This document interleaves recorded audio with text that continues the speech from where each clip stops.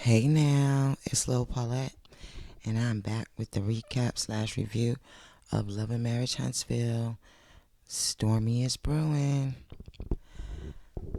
I just want to say thank you guys for showing up to watch my video. Don't forget to hit the like button if you like the video, comment, share the video, and subscribe. Alright, let's get right into it because this episode was kind of, it was okay. So they started off with Nell and the kids finishing off where they left off from last episode, and Lexi is explaining that she was treated different. But one thing I did catch was when Nell said the reason that she didn't invite her on the vacation was because she had cussed her out. Lexi immediately said, "When have I ever cussed you out?" Just to go ahead and cuss her out like 10 minutes later. Like, who does that? So obviously you do cuss her out because you was so quick and so easy to say the things that you said. Girl, you better watch that because couldn't be me, couldn't be my mother. So from the way the whole family was joining in, it seems like she does this all the time. She has her outbursts, and according to Chris, it always goes back to the Mercedes. I mean, she probably does feel like she was treated differently if she grew up in a different location, but that's not their fault. Like, because you have a different mom, that you lived in a different household, of course it's going to be a little different for you. If you don't live in that house, you're not going to get the same things because that's their mother and father, where you're there with your mom, and Lance is there with his mom and your dad. I mean, of course, like Nell said, y'all been around since baby, so y'all are a family, but you do still have your own bio moms and dads. So at the same time, I can understand why you may feel that way, Lexi, but the way you're going about it, it's not going to work. Hopefully you guys can get some counseling. And it's not just Chris Jr., because he's a trip too. I mean, all of y'all are, really. All of y'all are. The way y'all was all cussing and stuff, cussing each other out at the table and stuff. I mean, I know y'all grown. Everybody's family is different, and I'm not going to judge y'all. But it did kind of shock me. I ain't going to lie. It kind of shocked me the way y'all all was cussing, calling bees, and saying you was going to jump on. Like, I was really shocked. But, hey, it is what it is. It's real life. And that's why I love the Fletcher family values. Oh my God. I wish my damn throat would stop acting up. But because I work customer service jobs, y'all, my throat be tore up. It don't take much for it, my voice to start going out these days. All the years on the phones. And let me tell y'all how I enjoyed when Stormi was mocking Tiffany. Oh my goodness. It took me to the height of laughter. I loved it. I loved every second of it. And again, I'm going to say this again, Tiffany. You are the most irrelevant person on the show. It's not Kiki. And I think you know it too.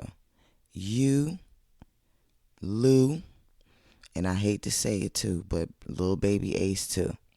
But you, more than anybody, the most irrelevant person on the show.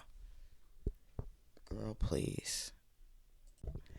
Courtney said, "I don't think you should have no alcohol around here, for it might bring out the anger."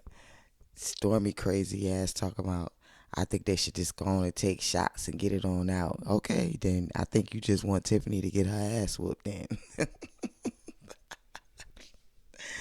But again, Kiki did say Tiffany apologized to her. I want to make sure I reiterate that. Tiffany did apologize to Kiki. Kiki said that on AL's last interview that she was on. Anyway, Stormi said she got this, y'all. She got this. So Courtney said that she need to put him in the pasture, but Stormi said she got it.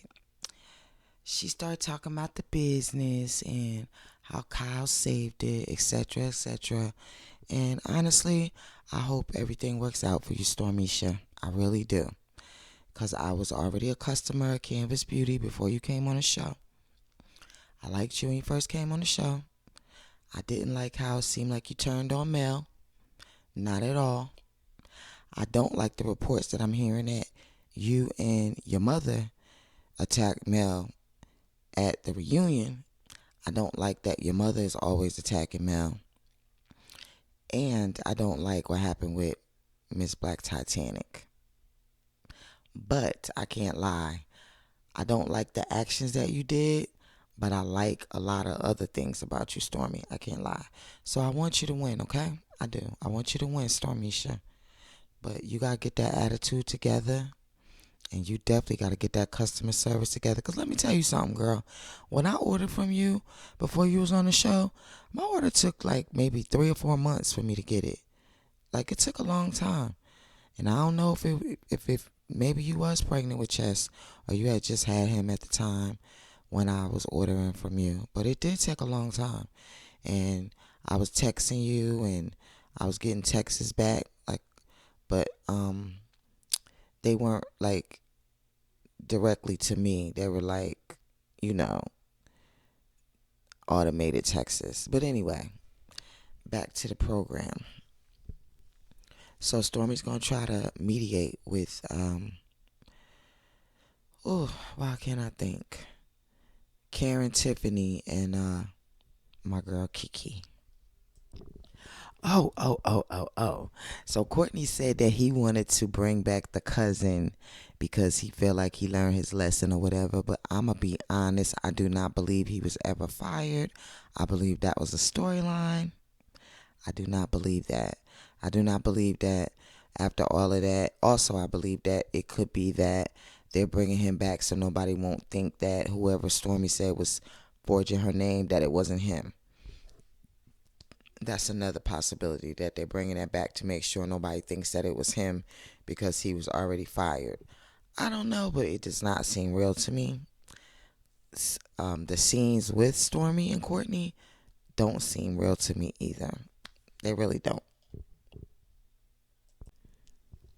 So what do y'all think? Do y'all believe that this is authentic? That they really fired the cousin and now they're bringing the cousin back? And do you think that the scenes between Courtney and Stormi are authentic? Or do they seem fudged or fake to you as well? Please let me know in the comments, y'all. Don't have me just talking to myself, looking at the screen, talking to myself, yelling into a microphone like a psycho. Talk back, y'all.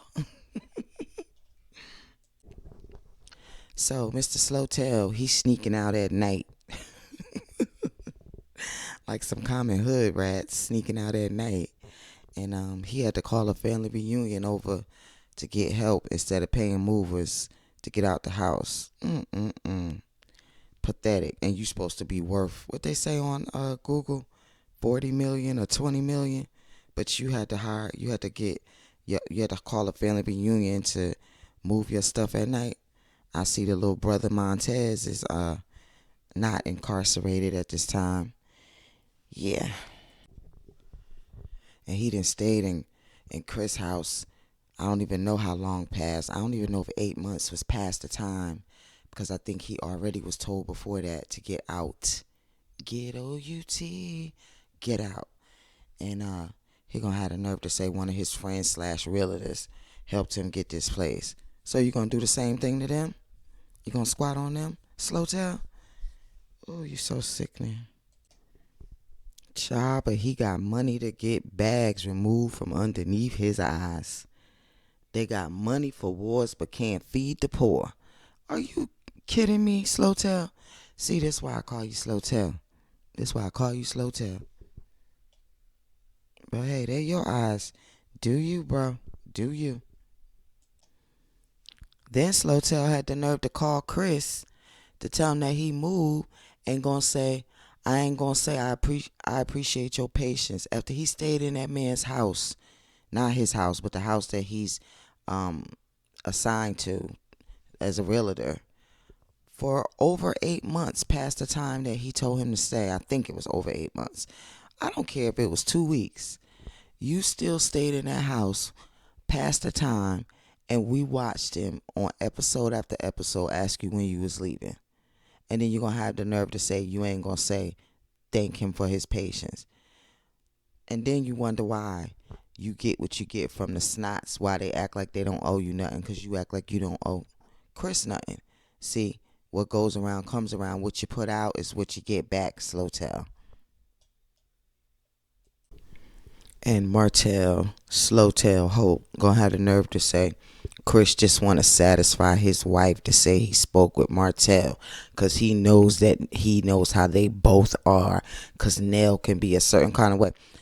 Slow tell, you must have lost your mind. You think you can be yelling in people's wives' faces and at the same time talking about how somebody can't be coming up at a man.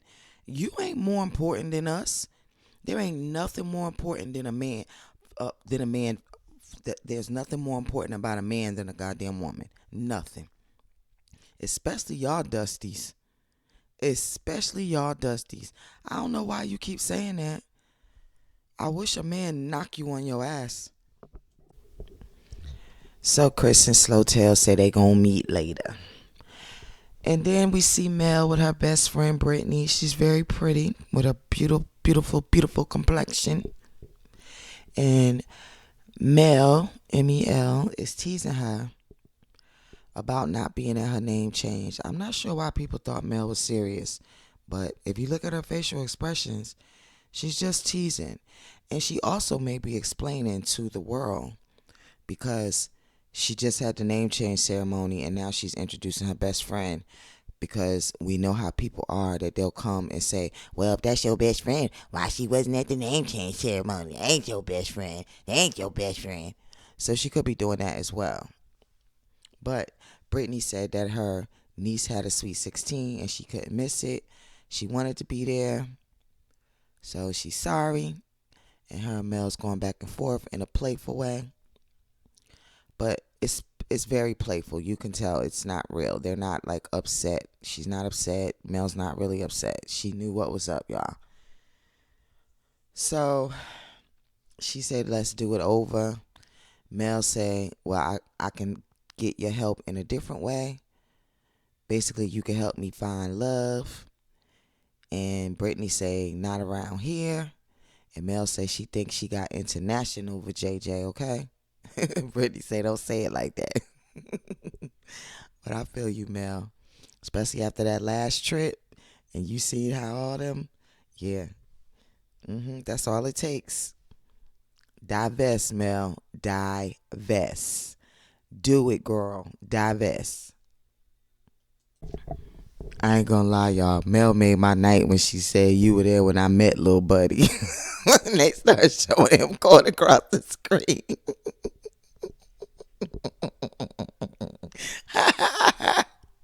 I love that damn girl, Melody Shuri.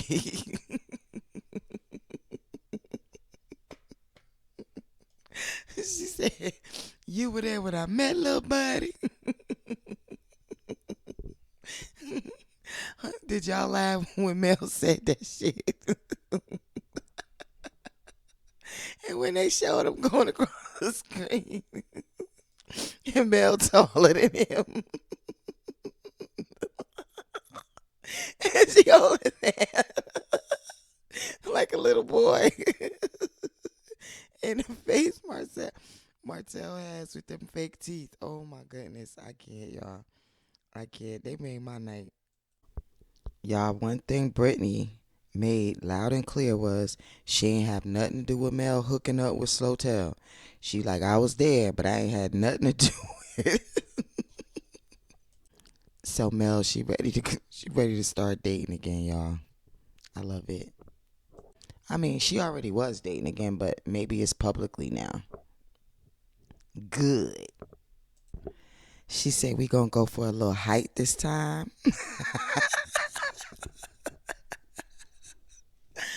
Just like a little short Napoleon. Slowtail. That is too funny. She said we gonna go for a little hike this time. How you drag them without even dragging them? Girl, I'm loving you, Brittany. I'm loving you, girl. So Chris comes to visit Nell, and Nell does look really sad in her office. Even though she looked like she tried to look happy, she looks pretty sad and beaten down after this family dinner. And in the confessional, she talked about how um, Alexis was told things versus how it really was. And we all know how that is with the other parent. Now, Chris married Nell. I don't know if he married the other woman, but he did marry Nell. And this girl was 16 months old. So she might be feeling the mom might have been feeling some kind of way. And she could have been putting stuff in her head. And at the same time, like I said, I definitely understand Alexis and why she would feel the way she feels, even if that wasn't going on, because when you're looking at it through a child's eyes, your perception is different than, if you were looking at it as an adult. So I definitely understand both sides, but I ain't gonna lie, Nell looks really hurt and she looks beat down. Nell's still contemplating on what Kiki said about her being hard to talk to, and it's really affecting her, and she seems really hurt by it. But at the same time, I definitely understand what the kids were saying, and I've been like that too, Nell, with my kids. I've been like that. Like, I ain't perfect. I ain't trying to judge you or nothing. I definitely been there, so I get it.